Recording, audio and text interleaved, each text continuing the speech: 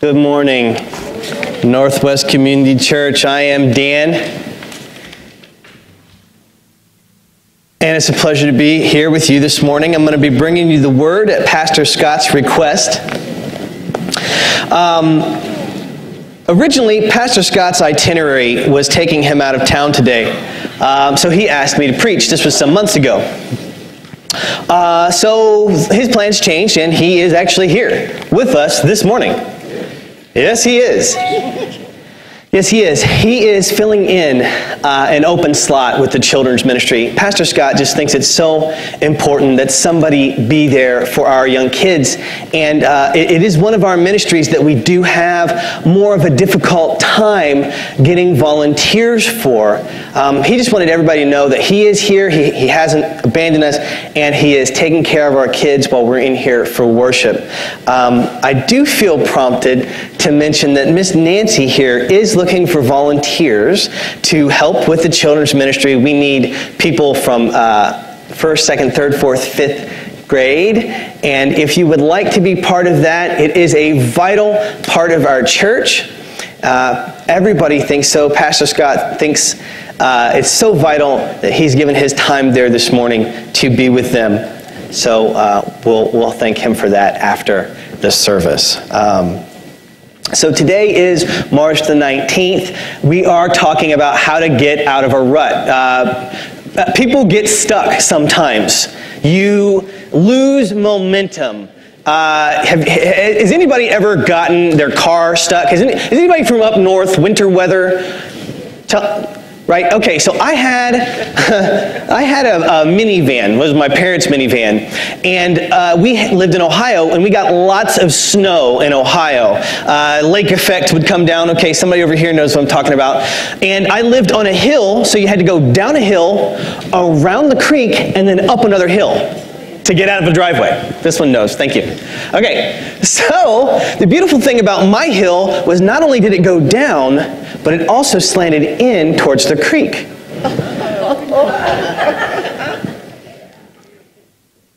And in 8 or 9 or 12 inches of snow, if you didn't hit it just right, throw that sucker into 4th gear, all-wheel drive, and get down the mountain, you were gonna slide all the way down.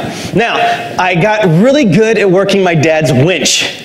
So that's a nice thing, because I got that sucker stuck several times. And if I didn't have the winch, I knew it was going to be heck to pay when Dad got home and found out what I had done. Not because I was going to be in trouble, but just because he was going to okay, let's work the winch. Let's do it again. Come on, I'm going to show you again. And I didn't want to have that feeling of disappointing him because I knew how to work the winch. So you go out there and your fingers are cold and it's metal and the metal is cold and it's 20 degrees and you're just and guess what? You only get like 18 inches at a time. So you have to take the chain off, set it, put it back on there, another 18 inches. But little by little, you got yourself out of the ditch. The consequences of not getting yourself out of the ditch was you didn't want to face that. Now down here, it's probably more likely that you get stuck in the mud, or maybe there's rain and you hydroplane and you get off on the side. But sometimes you can get yourself out, and sometimes you've got to call AAA. But we all get stuck. Nothing to be ashamed of. It just means now is the time to take action. So today, I get the distinct pleasure of talking to you about motivation.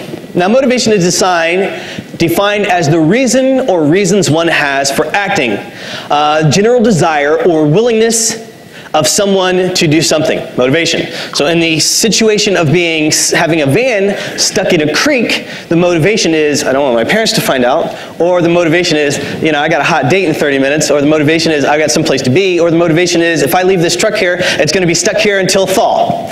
Can't have that. So, we have positive motivations and we have negative motivations. There are Christian motivations that I would say are inspired by the scriptures, are inspired by our love for God. And there are also unchristian motivations, motivations to smack somebody when they say something that you don't like. Maybe I'm just speaking for myself. So as Christians, we do have this model. We are given this really tight bumper sticker logo, and it's Apostle Paul. It's Philippians, it's chapter 3, verse 14. He says, I press on toward the goal to win the prize for which God has called me heavenward in Christ Jesus. So this is the motivation to live the Christian life. I'm pressing on towards the goal to win the prize for which God has called me heavenward. Okay, so that's kind of cool. It's kind of like there's a little bit of a carrot at the end of that stick. Okay, who's ever heard the thing about sticks and carrots? Okay, somebody knows about sticks and carrots. So let's say that you've got like a stubborn farm animal. Let's call it a mule. To get him to move, you can whack him on the behind with a stick, which may or may not be effective. Or you can stick the carrot in front of his mouth and make him want to walk forward. Who's ever heard you can lead a horse to water, but you can't make him drink, but you can feed him salt? Right? Nobody? Feed a horse salt. Now he's thirsty. Guess what he's going to want to do? He's going to want to drink. Okay? So that's the motivation. Okay, sticks and carrots. So the carrot here is the willingness and the desire to do what God's calling you to do. It's the prize of going to heaven. It's the prize of being in God's will. It's the prize of living out that which you've been called to live for. Okay, sticks and carrots. So Pastor Scott wanted me to teach about getting unstuck. I've been on an amazing journey the last year and a half or so. It started for me in 2015. At the very end of the year, it was December. I had a Christmas party. I had some friends. I live in Tampa. I had friends from Columbus, Ohio, where I'm from. Now they live in Tampa. They came. He's a business person. I'm a business person. I have some businesses I own with my wife. He told me, what kind of books are you reading? I said, these are the kind of books I'm reading. He said, oh, you're reading the wrong kind of books. I said, what? What do you mean wrong kind of books? How can you be reading the wrong kind of books? Most people haven't picked up a book since high school. He said, these are the books you got to read. So he gave me a list of books. I read the Dave Ramsey Money, Financial Peace University. Anybody familiar with that? Okay, over here. 1, 2, couple. Good? Okay, it's out there. It's good, right? I felt stuck. I felt like I'd been in business for a while. I had established my family. I've got a 20-month-old. She was very young at the time. I started to establish my family. I felt kind of like, oh, I've kind of done a lot of the things that I set out to do. I'm kind of in a spot where I'm just kind of feeling my way forward. I felt kind of lost. I felt kind of like there was something nagging me at the back of my mind, like you're supposed to be doing something. You're supposed to be moving forward. What's the next thing? What's the big deal? What's the next chapter? Where are you going to go from here? And I felt stuck. I felt like I don't know the answer to this question, but it was just a feeling, and it wouldn't go away, and it pestered me for a long, long time. And then the kid said, you got to read this book. So I picked it up. I thought, wow, this is really amazing. I didn't know anything about putting my money into a Roth IRA. I'm 30-odd years old, and I haven't invested $1 for a retirement plan. Okay, is that good? Probably not. Am I proud to admit it in front of all of you? I got a smile on my face. That's not because I'm proud. I just used to think, isn't good enough good enough? And it was kind of like even a joke I would make. And this is something that I'm not proud of either. But it was a joke I would make, and I would say, it's good enough for the girls I run with. Okay, yeah. A lot of respect there, right? For moms and daughters and wives and aunts. It's good enough for the girls I run with. And that was really my attitude. It was very laissez-faire. It was very hands-off. It was very passive. It was just, if an opportunity comes my way and I look at it and I like it, I'll take advantage of it. And I had to learn the hard way that if you're not prepared in advance to take advantage of an opportunity, it will pass you right by, because a good deal is only a good deal if you're in a position to take advantage of it, right? If somebody offers you a $10,000 Mercedes and it runs and it's brand new and you don't have $10,000, it doesn't matter how good the deal is, you can't take advantage of it. Okay? Right? If you're like me, you just have a strong sense that it should be easy. It shouldn't take so much effort. I shouldn't have to go for it. Well, good enough is good enough. That's called mediocrity. That's called settling for not God's best. Okay? It's okay to get stuck in a rut. It's not okay to build a house and live there and think, this is my future now. This is my destiny. This is who I'm going to be. Have you had the experience where you really wanted something? You thought, man, I'll do anything. I'll burn it down. I'll dig around it. I'll jump over it. I'll go around it. I'll take out all the stops. It's no holds barred. And then you worked for it, and then you got it, and it made you happy. You were willing to do whatever it takes. That's called motivation. That's inside of you. And sometimes it's not always inside of you. Who feels motivated to, do the dishes? Yeah. Who feels motivated to, if you're the kind of person that takes the laundry, puts it in the laundry, in the washer, takes it and puts it in the dryer, pulls it out, folds it and puts it away all on the same day, I have the most respect for you, okay? Because my laundry sits in a laundry basket until I'm like, I need some socks, I don't have anything clean, I better start putting some laundry away. Okay, it's something that I have to generate motivation to do. I don't have internal motivation to do that. But a lot of things are like that. And it doesn't mean it's bad. When you really want something, you go for it. That's called motivation. Okay, and there's two types of motivation. There's intrinsic. And intrinsic motivation is motivated by one's own interior promptings, desire, or needs. It's kind of inside you. It's kind of like, I just want to read books because I really value information and I think it's great to be smart and that would be really wonderful to have all this new knowledge, okay? And then there's extrinsic. Extrinsic motivation is motivation by exterior consequences, like money, fame, grades, or praise. Here's an example. Sammy is intrinsically motivated to run. Sammy loves to run. Sammy feels alive when Sammy runs. He's a go-getter. Something he does because he enjoys it. Dan hates to run. Dan's reason for running is because he went to the doctor and the doctor said your triglycerides are high. Okay, that's an extrinsic motivation. No? Anybody tracking with me? Okay. Intrinsic, extrinsic, we got it? I'm extrinsically motivated to abide by the speed limit. Okay, there's nothing in my heart that's like, man, I should just drive 55. This is fantastic. Just look at all the things happening around me and just taking it on. I am extrinsically motivated when I see the police officer to slam on my brakes. Yeah. I am intrinsically motivated to care for my child, okay? Just something inside of me loves her, no questions asked, right? That's an intrinsic motivation. So it was December 2015, I was feeling unproductive, I was feeling a little lost, I was feeling kind of like life was passing me by, and I didn't feel like I was in the driver's seat, and I didn't like where that was going. So I read the Dave Ramsey book, because I wanted to get some money skills. And then the very next book I read was called Rich Dad, Poor Dad. Anybody heard of it? Rich Dad, Poor Dad, okay? I recommend it. Back here, this guy. Okay, Rich Dad, Poor Dad's Guide to Investing, What the Rich Know That You Don't. And I thought, oh, that's kind of cool. I want to know secrets. Rich people, don't tell me.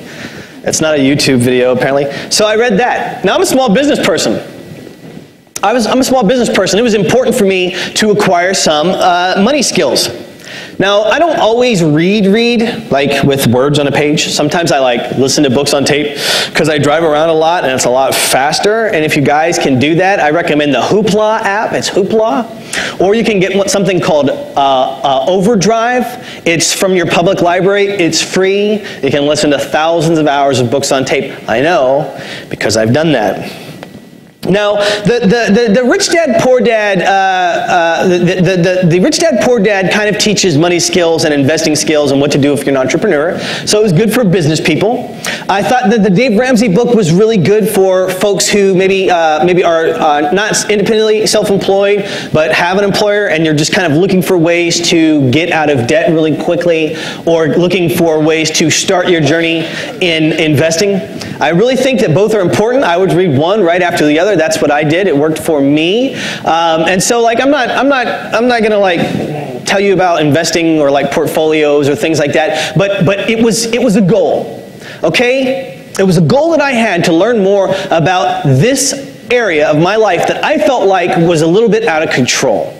Okay, when you see the money coming in and the money going out and you're kind of like watching it, and you're thinking, boy, there's a lot coming in. Oh man, there's a lot going out. And you feel like you're powerless over that. That's not a good feeling. So take responsibility, acquire a couple of skills. This is what I was telling myself. Daniel, take responsibility, acquire a couple of skills, and maybe you'll have a little bit better choice over managing this. So that's what I did.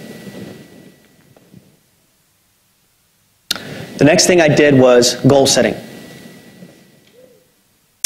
I kind of knew where I wanted to go, but it wasn't crystal clear. I didn't really have the roadmap. Just check, check, check, check, check. So I read a book about goal setting. I wanted to learn how to get more done. I wanted to be more productive. I wanted to find out what other people were doing who had been out there before me and had learned these things and were now willing to show me the way for being better at work. You know, I have a business. If it goes under, it's because I did something wrong, right? So I thought to myself, I should be responsible. I should not mismanage what God has given me. This business with my wife and these people who are counting on me for pay and for work. I should brush up some things. And I am the kind of person who is innately aware of his own shortcomings. Maybe too aware. Maybe I magnify them in my own mind. But I'm also the kind of person that thinks, I don't want to live this way forever. I got to do something. Okay? If that's you, that's good. You're in a position where you can take immediate action and alter the course of your future. Guess what? God has given that to you. That is an option for every person sitting in here. You don't have to stay stuck. Okay? Maybe you've done some things that have put you in a ditch. There is a winch. The better you become at finding out A, where's the winch, B, how to use the winch, and C, what do I got to do with the winch, the more likely you are to be stuck for a shorter amount of time and maybe not getting stuck at all the very next time. So I started setting some goals, crossing stuff off my list. I could show you, I have notebooks, daily items. This is how I did it. I wrote daily items, and I would just go right down the list. Get up. Okay, that's pretty important, right? Check. That was an easy one. Okay? Give yourself an easy one, right? Because then you feel like you're like a go-getter and you can just start kicking down the doors. No, I'm just kidding. I never put that on my list. But I would put things on my list like my goals for the day, like I want to say prayers. So I would put them on my list. I want to do some time in God's Word. I would put them on my list. Okay, today's Monday. I got to do bills for the week. I got to send out checks. I need to make that phone call. Today's the day I got to call the exterminator and have him come out and do his inspection. Okay, so those kinds of things went on my list. And if stuff didn't get done the day before, they got put at the top of today's list. So now my list was longer. I cannot tell you how there's something psychologically gratifying at crossing off a list. And you've seen that you've done 10 things today that would have taken you all week to get done. And most of it is just memory. Like my memory for things that I don't care about or really want to do is not good. Stuff I care about, I can pop. But stuff that I don't care about, like making phone calls or like sending out bills, that kind of thing just falls through cracks. And if I have it on my list, if I have my little thing and I'm accountable to that items, that daily checklist, I became very productive. I knew I was becoming very productive because even my wife noticed, okay? And she was saying things like, man, this is really good. You're like a new guy. All right. What's going on with you? I said, baby, I've been reading some books. You want to read some books? She said, hey, let's not get carried away. But I love what you're doing. You keep doing it. So then I kind of felt even better because she was recognizing it. My life partner, my business partner, the person that I care the most about in the world was like seeing positive changes happening in my life and was noting it. And by the way, words of affirmation are part of my love language, so that was a really, really nice little bonus. Not something that I had planned out, oh, I'm going to do this and she's going to pat me on the back, but something that came as a natural result of doing the right thing. See, I believe that when you plant seeds of doing the right thing, you have an idea what's going to grow, but there's also unintended good consequences. The law of unintended good consequences is if you plant a tree, you're going to get like fruit, right? Eventually. Maybe like apples. Let's say it's an apple tree. But here's an unintended consequences.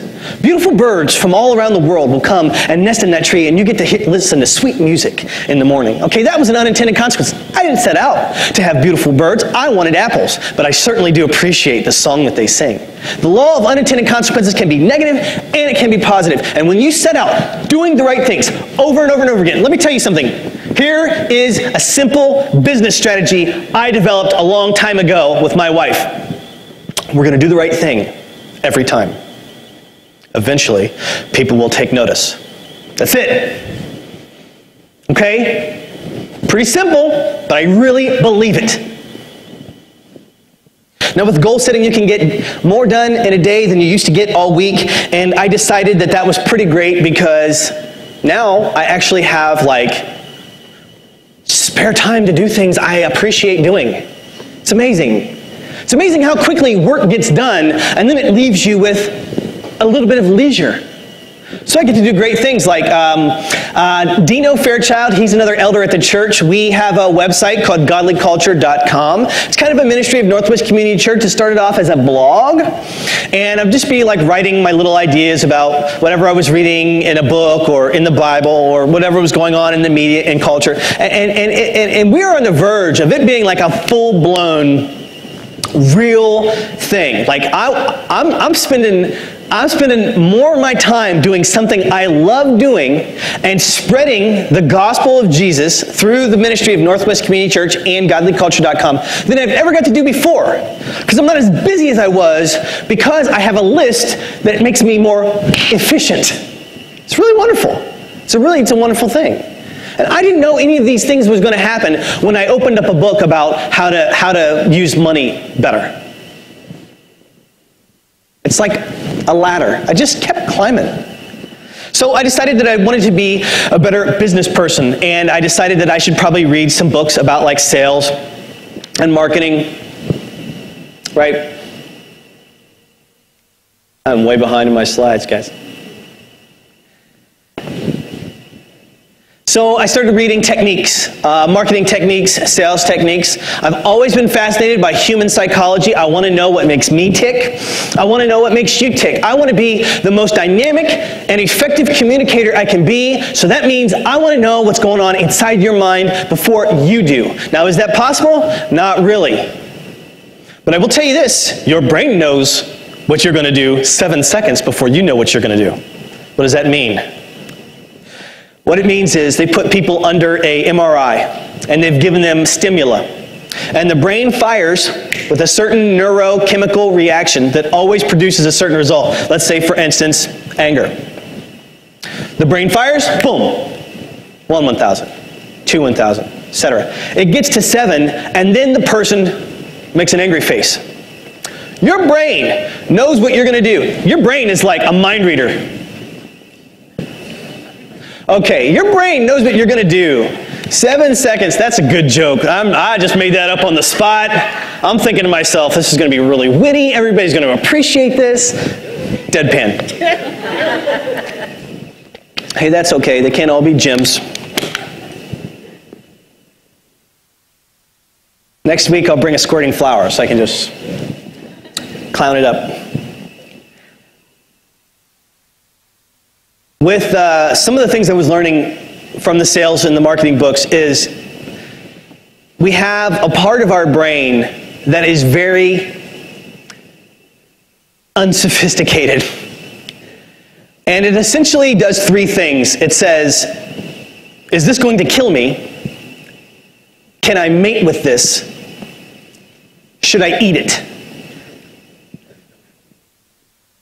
It's been labeled the crocodile brain, because this is all Croc thinks about. Is this going to hurt me? Should I mate with this?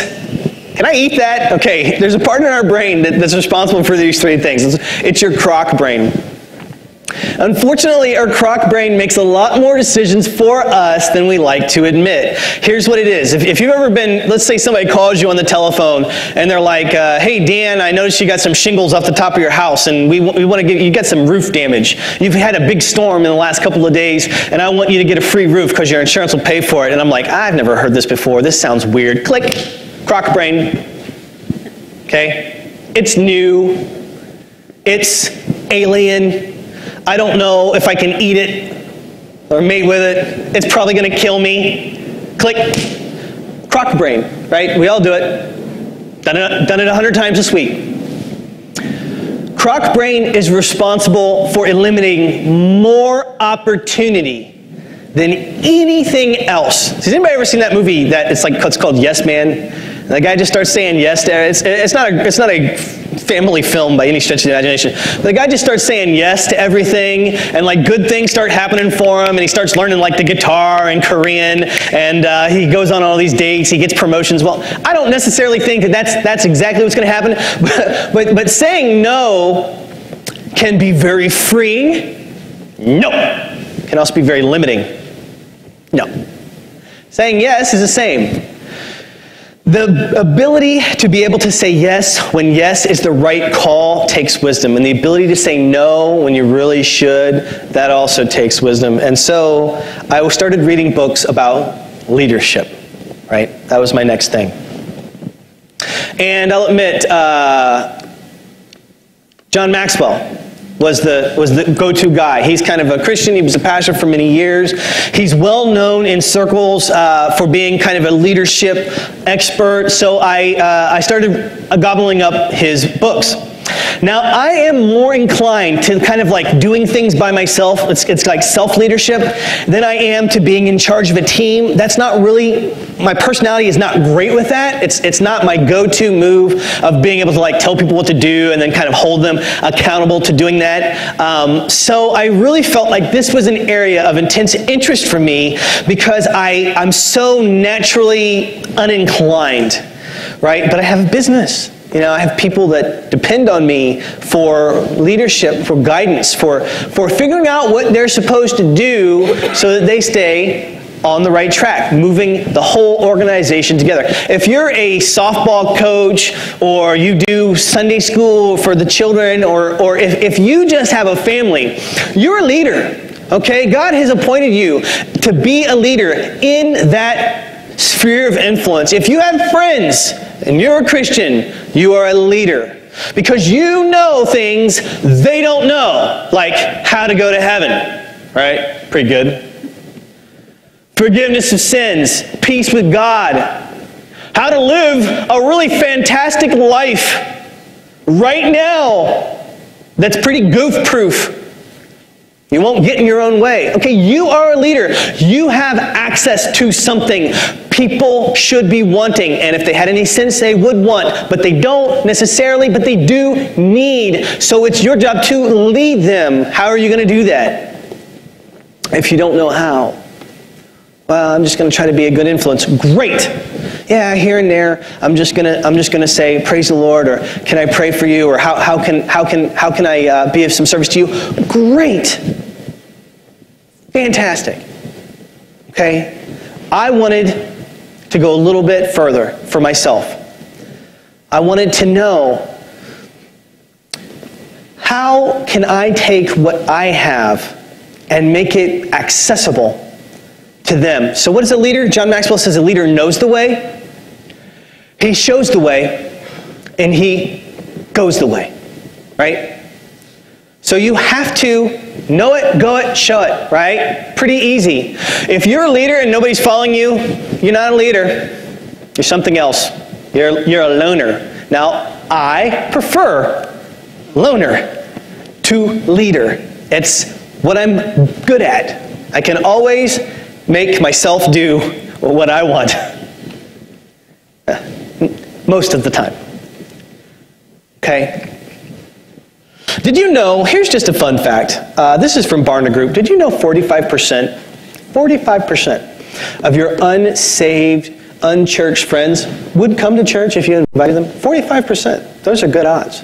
We're not talking about playing the lottery here. We're not talking about getting bit by a shark. We're not talking about struck by lightning or passing out because you had too many cheeseburgers. We're talking about 45%. Dude, if I could get 45% at the Hard Rock, come on. I'd be much more tempted to be out there spending my money. But what I'm trying to encourage you is, two things can happen if you invite your friend or if you tell them about the Lord.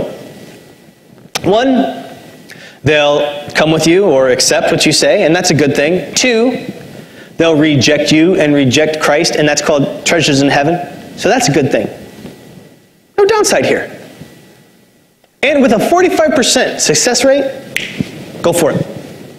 So I started knocking goals off my list, man. I was becoming like very, very good, much more efficient. And I realized that this was actually part of who God wanted me to be. And I had a conviction that I was supposed to be doing these things, and that it wasn't just about my own personal growth. It wasn't just about having a better business or being a smarter guy or being more charismatic or having a bigger brain. It was also about actually bringing into the world, giving birth, if you will, the person that God had intended. This is called Imago Dei. So we have this thing. In the beginning, God created the male and the female. In the image of God, He created them. Male and female, He created them. Imago Dei, image of God. Okay? In His likeness and in His image, He made the man and the woman. Right?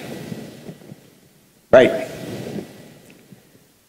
Well, I don't think we take it very seriously. Not in ourselves, and not for others. If I imagine for a moment that there is this God in heaven, and He says, I'm going to make a commandment that says, make no graven images. And don't make anything out of gold or stone. And don't try to represent me in the world as an idol. Why? Because I made males and females in my image. I've already done that. It's done. You are my idols. You are my, that's a bad word. You are my visual representation about who I am to the world. You're supposed to be telling each other about me because I made you in my image. So don't go and make something that you would bow down to out of stone or wood or gold, because you're already walking around among each other. You're already here. I've already put my stamp of approval right on you. Okay? Image, Imago Dei. It's in you. Living up to it is what Christ calls us to do. That's where the gospel comes in. Now, for Christians, it means you are innately creative. Okay? There are problems you can solve that you didn't think you could solve, because we all just turn into beat poets. No. Because God is innately creative, and He made you in His image. Okay? God can knock down problems. Guess what? He made you in His image. You can knock down problems. If you're a Christian and you have the Holy Spirit, it should be even easier. The image of God. I am able to accomplish more in this world than I would have ever dared to dream on my own, because I'm made in the image of God. Simply put, when He made humans, He infused us with some kind of stuff that comes with it responsibility and power. Some kind of power, some kind of ability to make grand things. Who would have ever dreamed of skyscrapers or space travel or digging a hole between France and England so that you can drive through it under the channel? Who would have ever dreamed of that? Well, humans. The answer to that question is humans. Okay? God invents amazing things like men and horses. Okay? Men invent things like centaurs. Okay? Which is like a hybrid of it. Okay, God invents amazing things like eagles and horses. Men invent things like the Pegasus, right? Okay? We have an example in God's Word. And God's Word tells us to keep referring back to it because we're supposed to be continually amazed at the creation and continually amazed at its creator and continually prompted to work the garden, to dig the dirt, to sow the seed, to water, to trust the things that are outside of our control, like the sun that shines and the rain that falls and the virtue in the ground that makes things happen. Responsibility on our side, faith that God will do only what God can do. That's in us. If I'm made in the image of God, I'm put here for a purpose. Okay? I've been entrusted with His divine attributes for a reason. Not just to do whatever I want. Not just to read a bunch of books so I can be the smartest guy in the room. But to fulfill a purpose. I believe God wants us to dig deeper into what it means to be made in His image, because it comes with responsibilities, it comes with power, and it comes with the ability to make more of your life than you would have. The kind of person I am is innately passive. I just want things to happen. I just want it to be easy. I just want stuff to fall into my lap. And God says, that's not really for you. You're supposed to dig and sow and water. And by the way, I'm blessing you as you do. There is virtue in doing the work that God has put you on this planet to do. Law of unintended consequences. Something in your brain that says, boy, I'm lost. Boy, I don't know what to do. Boy, I'm feeling kind of like I don't have much of an identity. Turns off. When you fall into that, when you find your way into that, when you're doing what you were put here, when you're living according to God's purposes, when you're fulfilling the mission that He wrote for you that only you can do because you're in His image, something clicks and you feel found. This is a hard thing to describe, but there's a sense of belonging, a sense of this just feels right. And I hope you've had an experience like that. Okay, this slide is funny. So it's supposed to say, Jesus is our example, the greatest of all time. Greatest of all time, kids these days, they're saying it's GOAT. Oh, he's a GOAT. He's the greatest of all time, G-O-A-T. I thought it would be really funny, but probably should have had my wife look at this. Question? I fixed that slide this morning. Next slide. Here we go. Okay, he was the greatest of all time, but he was also completely humble. Okay, these things look like they should be on opposite sides of the spectrum. Greatest of all time. You know, like Gaston, right? Right? Over here, humble. I'm just going to wash your feet, put on a special scarf around my head and just really like keep my eyes down and focus on what I'm doing here and never really have big plans and never really allow myself to think or dream big. But Jesus, the example, did both.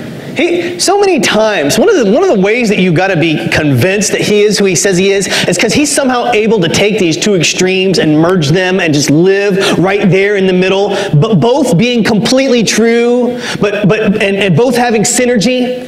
And they're complementary. They're no longer opposites. These things that look like opposites become complementary in Him. Boy, if that doesn't speak to you, I don't know. Because I see it so many times over and over and over again in the scriptures, and this is one. He's the greatest of all time. He's the King of heaven. He's used to being waited on hand and foot by angels and in glory. And knowing the mind of God, being the mind of God, being the active logos principle by which all things were created, and simultaneously holding together by the power that is in Him through the Father. and then stepping into that body and saying, I'm going to hold this body together, and then stepping onto that cross and holding that cross together and those nails and holding it all together with his own virtue. And with a blink, it dissolves, and the whole universe dissolves, and everything that was gets blanked away and never happened to begin with. But somehow he takes those greatest of all time and humblest and lives with that right in the middle. The complete example of both. Okay, I think that can be us a little bit. He didn't hide his light. He wasn't too humble just to let it shine. He was completely committed to doing things God's way. Right? He took himself out of the equation in a lot of ways and just lived by the Holy Spirit, lived by God's will. He didn't seek his own. So I want you to know that if C.S. Lewis has this really great thing. He says perfect humility dispenses with modesty. And what that means is, if you're perfectly humble, you don't have to worry about trying to appear modest. You can be great and still be humble. Over and over and over again, we're given examples in the scripture. Abraham, he's like a wealthy king, basically. He's got all these males and female servants. He's got all these male and female donkeys. He's got all these possessions. 5 kings. He defeats them and he takes whatever they have. Right? The high priest. Now the name escapes me. The high priest gives him a blessing, and he gives the high priest of Salem, Melchizedek.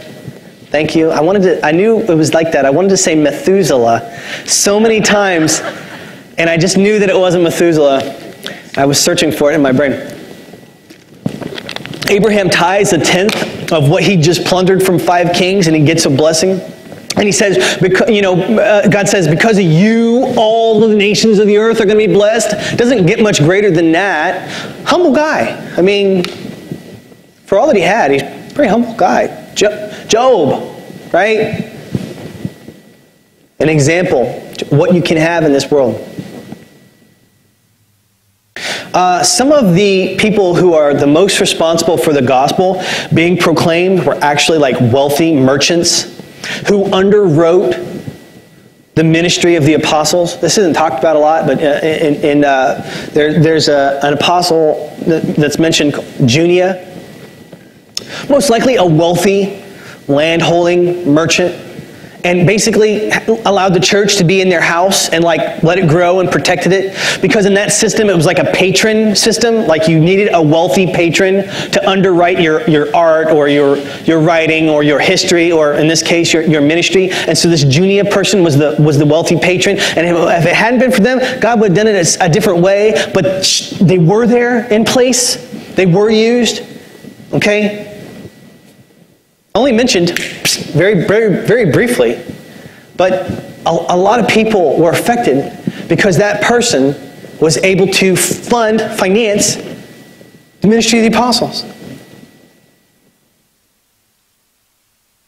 Some people can't get unstuck because they do not want to commit. They simply refuse to take it all the way. This is another way of saying they're afraid. Okay. Fear. It's a powerful motivator. Croc brain, right? It's going to kill me. Croc brain. Fear of failure, fear of inadequacy, fear of effort, fear that it'll cost more than I want to pay. Fear that maybe a week or 2 weeks or 3 weeks down the road, I'm going to change my mind about this and I'm not going to be all in, and then people are going to be counting on me. Okay, I feel that. I feel like that. I feel that way. And without commitment, you really can't get where you want to go. I mean, everything that you want, you can have, within reason, if you commit. If you want to have a great family, you can learn how to have a great family. If you want to have great finances, you can learn how to have great finances. If you want to have a great fantasy football league, you can join one, right? You can get what you want, most of the time, if you become adept at knocking down hurdles, okay?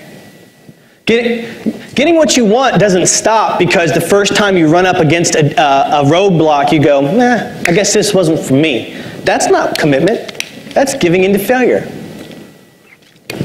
Giving in fear. There are no, this is the myth, that somebody woke up one day and they became like a super genius, and then everything fell into place like dominoes, and they never had to strive, they never had to struggle, they never had to exert any effort, and they woke up a billionaire. It's a myth. The best pianist in the world was once the worst pianist. Couldn't plunk a key, right?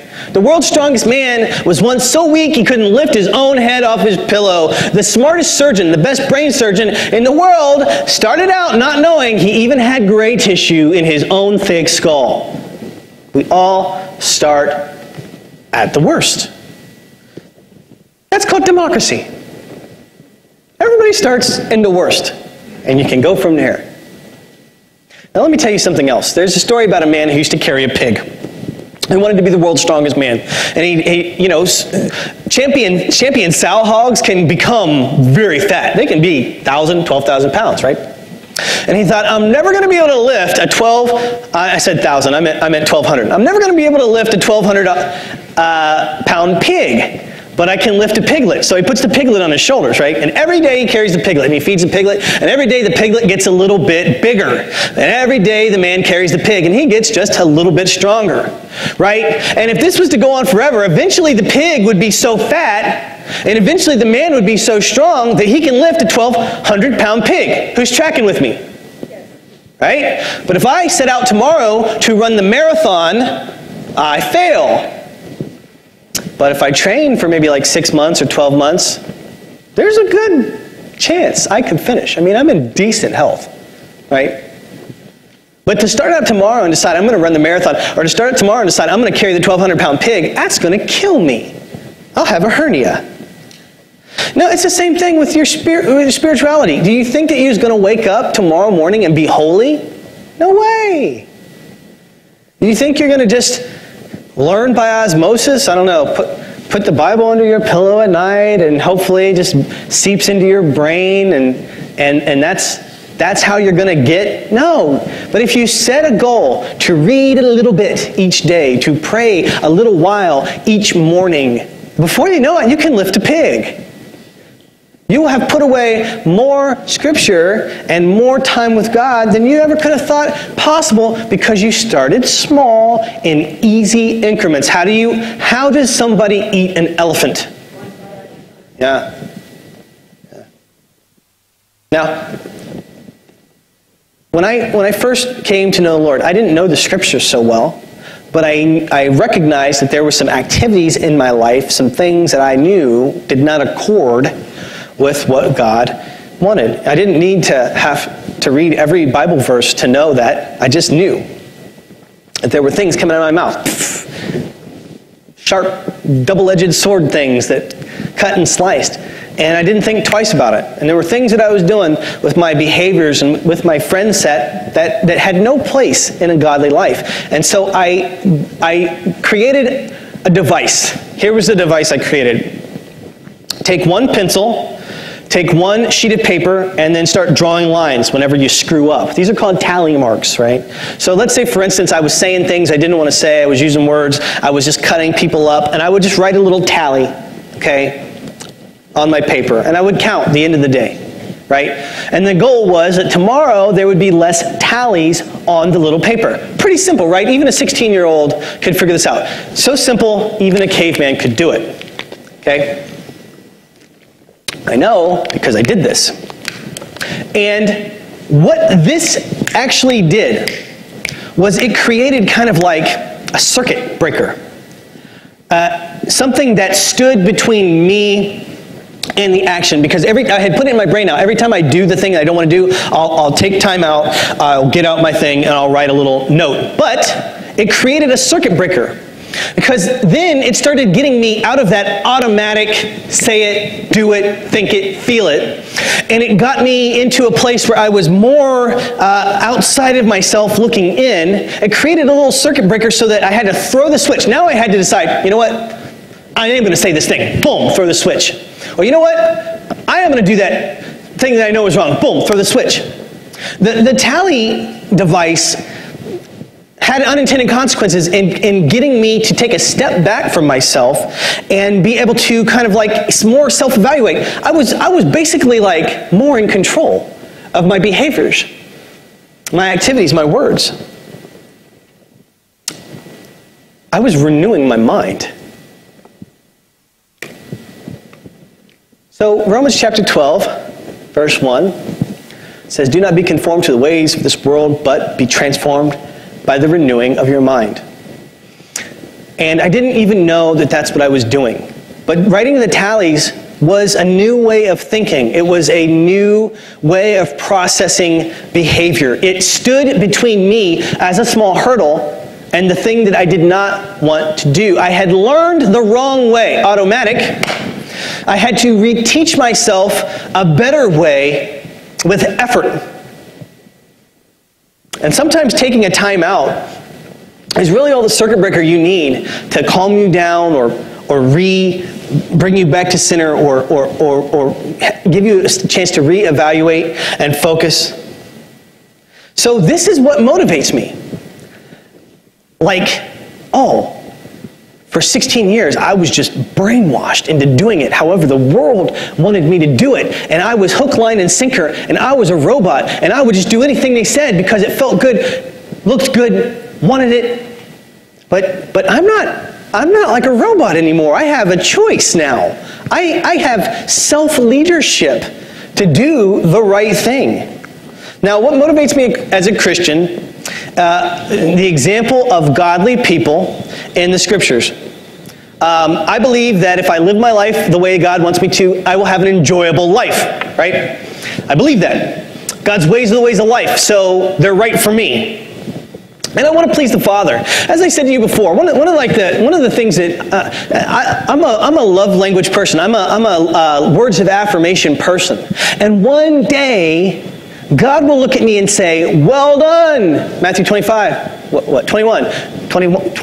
"Well done, good faithful servant. Enter into your master's rest." And when he says "well done," he will mean well done, and nobody can take it away, and it will be incontrovertible, immutable, and it will be true of me. And for the very first time, I will know something about myself that I never knew before, that I had done well, and I was a good and faithful servant. And those words of affirmation, this is what I'm living for, okay? It's the commendation I have waited for my whole long life. When somebody throws their arms around me, he says, "Dan, you did good work. Thanks so much. I really appreciated what you did, and it really meant something to me. It was really fantastic." I'm like, "Yeah, thank you. Okay, good." But there's a little part of me in my brain that's like, "All right, don't get too puffed up. Don't get like a proud ego. Don't get a haughty look." But when God says that to me, the thing I've waited for my whole life, I will not have to worry. I will be able to have a celebration in front of everybody else celebrating, and it will be right, finally, for the first time.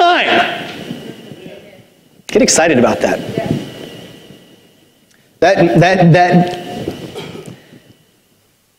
when God says "well done," it's unalterable. It's really, really true.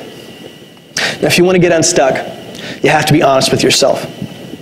You have to see yourself for who you really are, giving yourself a sober self-evaluation of where you are in relation to where you'd like to be.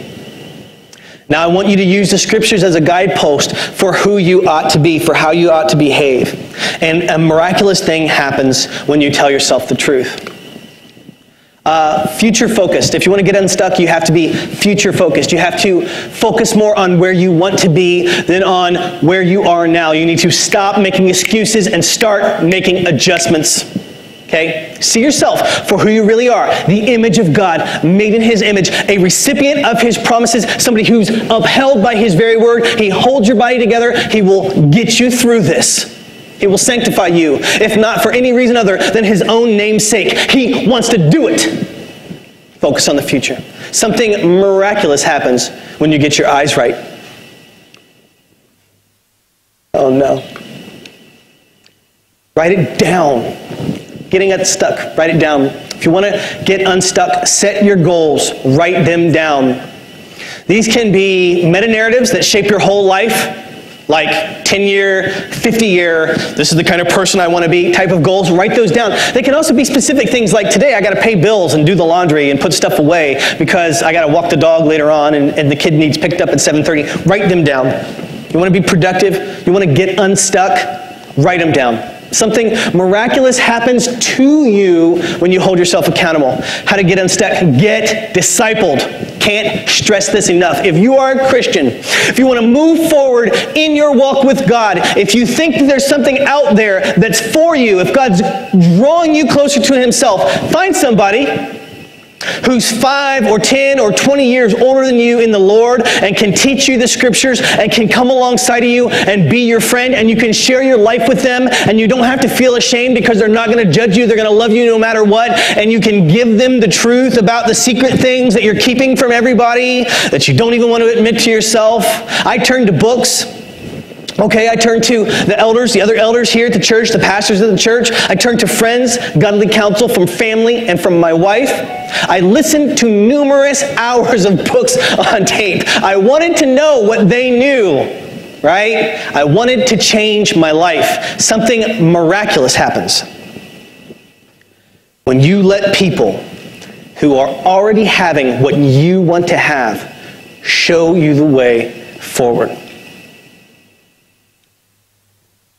So, you do you, okay? Don't take my word for it, please.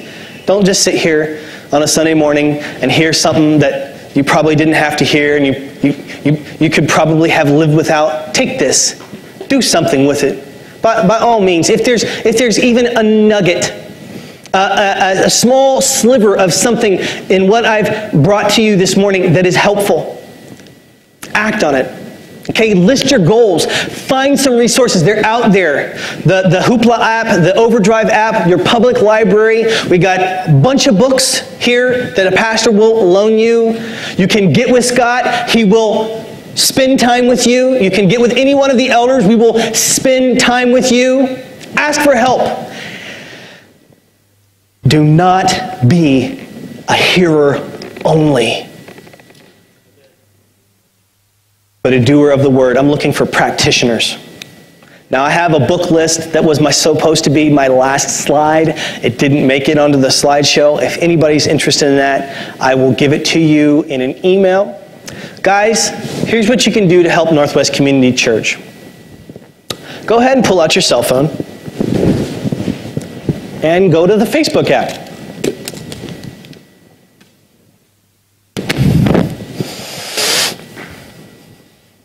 We have a page on Facebook. It's called Northwest Community Church. Let's see if I can find it.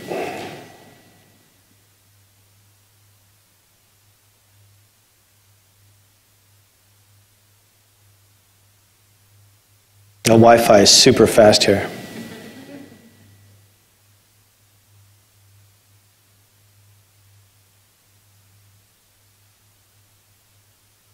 And what I'm going to ask you to do is just go to Northwest Community Church. It's going to be a sign that looks just like that sign, the logo here. And you're going to go to like and follow, okay? It's going to be like halfway down, okay? We're going to start using the Facebook page a lot more. We're going to start using Facebook Live as we can. This is a great resource for everybody to be able to be in one place kind of at a time and to be able to contact us. Raise your hand here if you know the phone number for the church. Neither do I. Okay. But I do know that we have a Northwest Community Facebook page, and I am a member. Go to that, like and join, please, and you'll be given access to everything that we've got going on here. Pastor Scott has asked me to give you a number of announcements. For those of you who are new members, you haven't yet formally joined our church, we would like you to do a new membership class. It's going to be March the 26th, which is in next Sunday. It's going to be at 10 a.m. here at the church. You'll come, you'll meet with Scott or one of the other elders who is teaching, and then we're going to give you a covered dish fellowship dinner along with the rest of the church, so you'll be able to eat with us after that. Scott wants you to know that the Take Aim Men's Conference is March the 31st and April 1st. It's a Friday night and a Saturday. Cost is $50. And it's going to be coming with a steak dinner, which is kind of fancy, and also breakfast the next morning. So come, spend money, eat good food, spend some time with some good guys, and maybe this will be like the first step that you can take towards really making some spiritual progress. We'd really love for that to happen for you. Men's work trip. The men are going to Vineyard. Every year we send our young people and our teens to a camp in Vineyard. It's in North Carolina. But before that, we have to send some men from our church up there who can swing a hammer, do a paintbrush, and also swing a 9-iron, I'm told. So please sign up for that if you do have a week. We want to get your help out there. It is a worthy cause. God knows those people have ministered to our kids in a really profound way. Last thing, there is a garage sale here at the church. It's going to be for Jesse Griggs. Oh! It's not here at the church. It's at Sherry's house, and it's in the bulletin. This is what happens when you get incomplete information. See, there are known knowns and there are known unknowns, but there are also unknown unknowns, things that you didn't even know you didn't know. And that's what happened to me. But we do want you to come. We need you to give some items. Clean out your closet, clean out your garage, clean out your kids' stuff they haven't played with for a year. Bring it out. It's going to go to a good cause. One of our members of our church here, it does have medical bills and things like that, and we certainly want to continue to bless her. We've been with her every step of the way, and we want to see her through. I did want to tell you just one last really important thing. Northwest Community Church is life at its best.